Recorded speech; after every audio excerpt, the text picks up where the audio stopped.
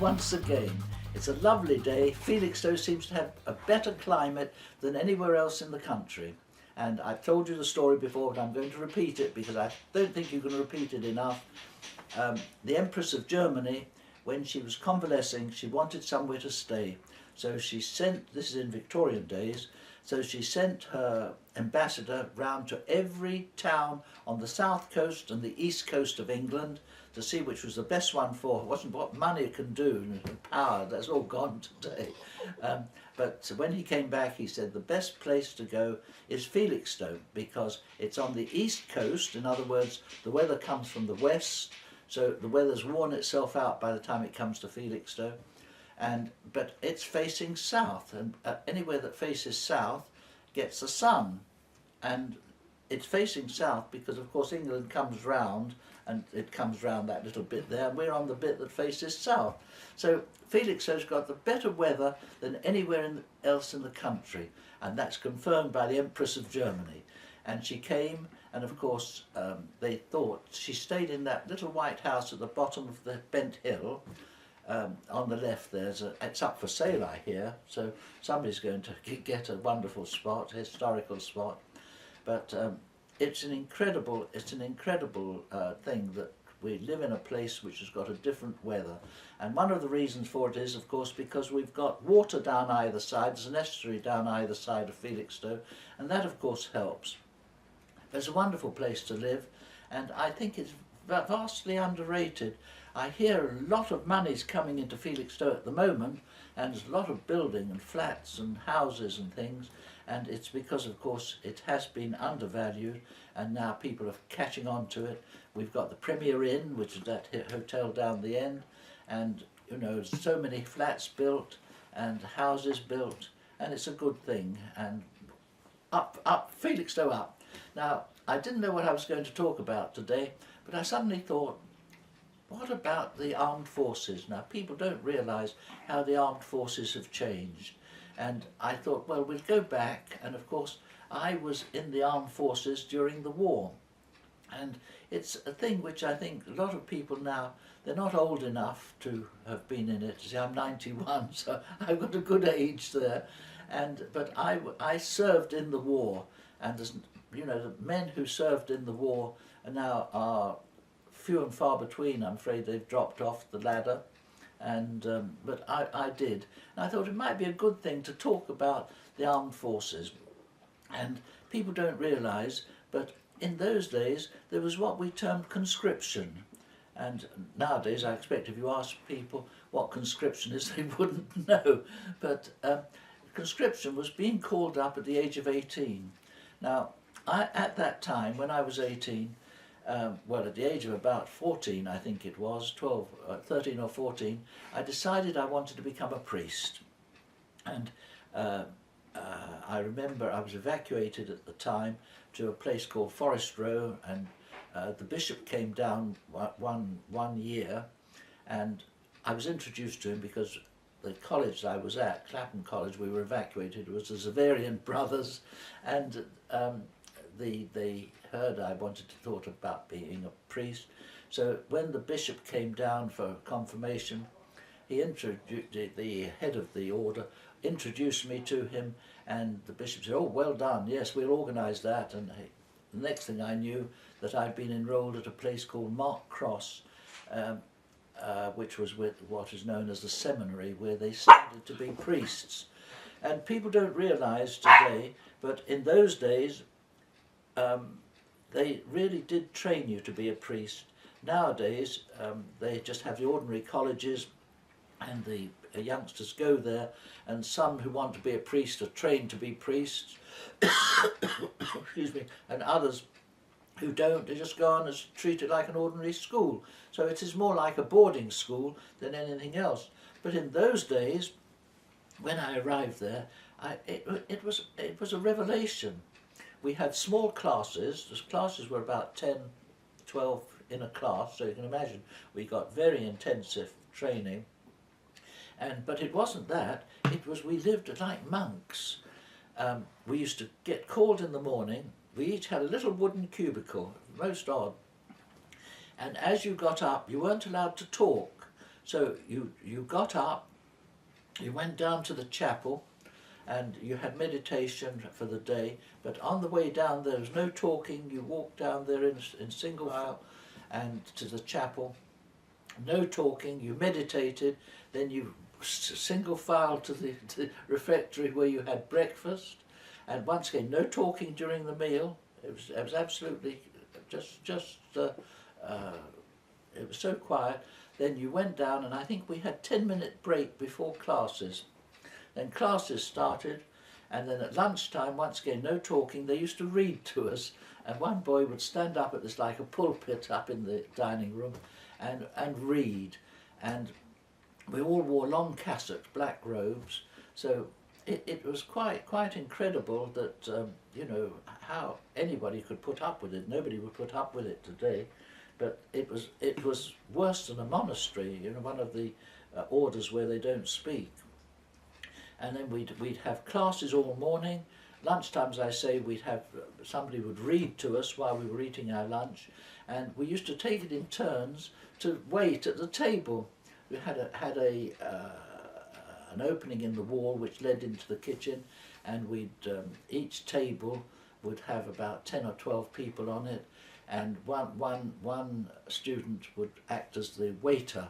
And so I can wait at table beautifully. I know which side to put the plates. People don't realise you should put the plates in on a certain side and you take them off from the other side, and so many things. But we learnt that, and then you'd have your lunch afterwards, after you'd waited at the thing. But then again, I think we used to have 10 minutes at lunchtime when we were allowed to play table tennis or to talk or to do things. And then the afternoon lessons, a meal, and then once again evening study. And absolutely incredible. Virtually, I don't suppose we had more than half an hour free every day to talk, let alone do anything else. And I always remember once, and at Christmas time, this is a thing, we were kept there for Christmas Day and Boxing Day, and we were allowed to come back after that. And I think the reason for it was they said that we should celebrate Christmas as a community. But I always remember this Christmas, first Christmas, I went home and I went to my bedroom and I looked in the mirror, and do you know, I tried to smile at myself, and I realised I had forgotten how to smile. And can you imagine that? And that's only because, of course, no talking, nothing at all. But the education was absolutely incredible, because in those days we used to take an examination which was called the matriculation. And this is one for the book. People who are trying to take exams, youngsters who are studying today, we used to have 5 subjects. The compulsory subjects were obviously English, maths, and which was the other compulsory subject, I've forgotten. But at any rate, we had 5 subjects. And the interesting thing was that we used to have one full day. We had to go up to London to take the matriculation, and you used to have one full day on each subject. So you had a morning paper, an afternoon paper on the same subject, and then the next day you had a different subject, so you had one full day on each subject. And this is the wicked part about it. If you failed on one subject, say for instance you didn't pass in maths, you failed all 5. Now, isn't that incredible? Today they have go after different subjects. They take one subject at a time.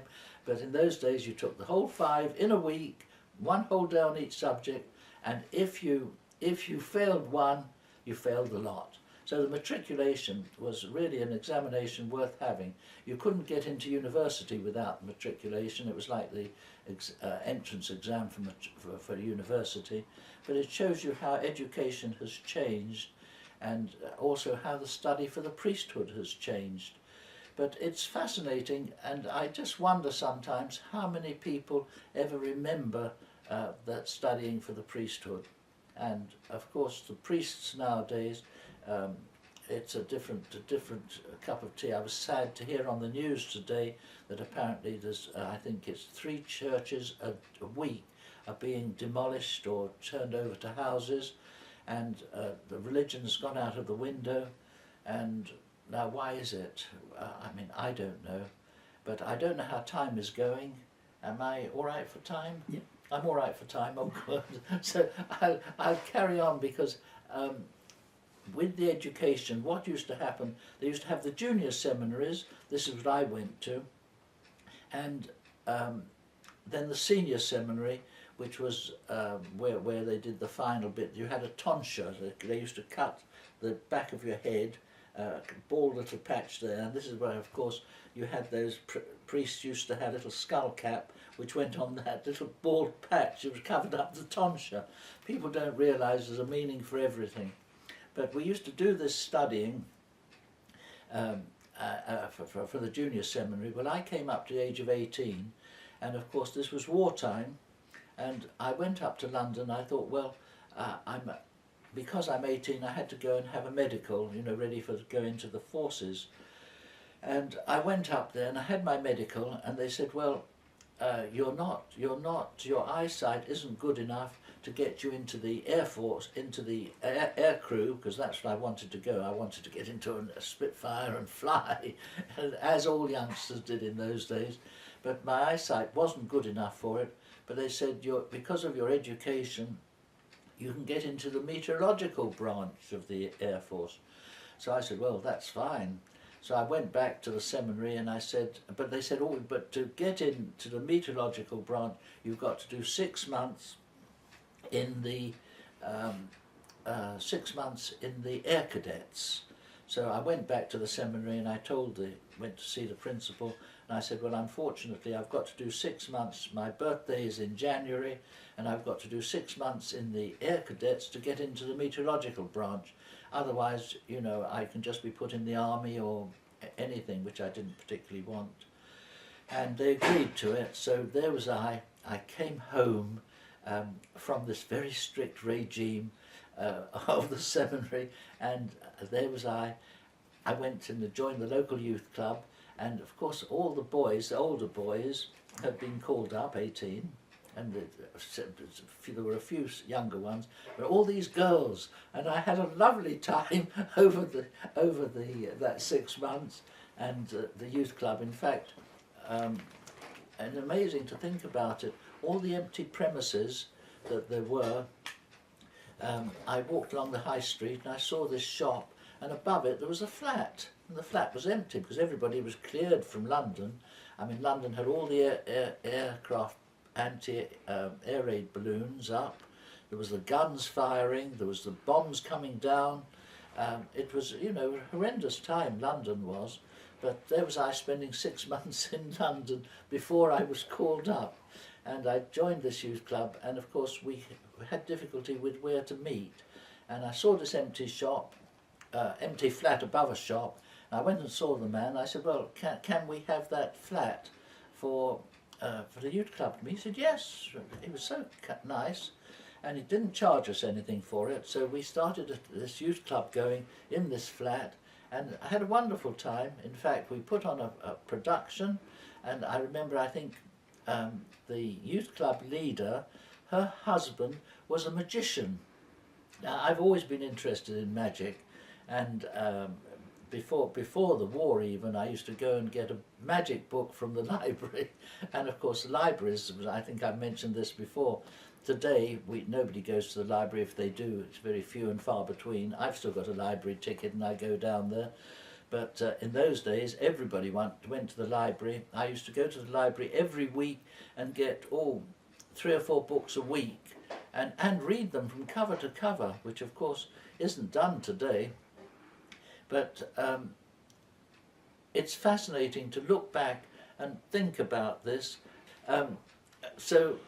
Once again, as I say, we wanted somewhere to go, and there was this empty flat, and we had the youth club in the flat. But we put on productions, stage productions, fascinating, and it shows you that no matter what the conditions, this human nature seems to come up, rise up, and go the length.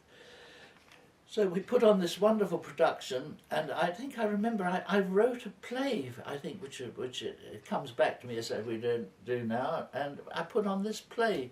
So I can honestly say that one of my productions has gone on stage. But there were lovely youngsters, and I'd only wish I could find some of them, but of course it's more than likely that they've gone to their graves, because unfortunately, although many people are living to a much older age today, uh, into the 90s is not as common as it was, and lots of people are going at 60, 70, and so I'm one of the lucky ones. I'm fit and well and still talking, and I'm pleased to say that I think my time is up, and it's been good talking to you again and having memories, and I hope that those of you who've got memories of wartime London will remember them with me and think of all the poor people who died, because so many people died.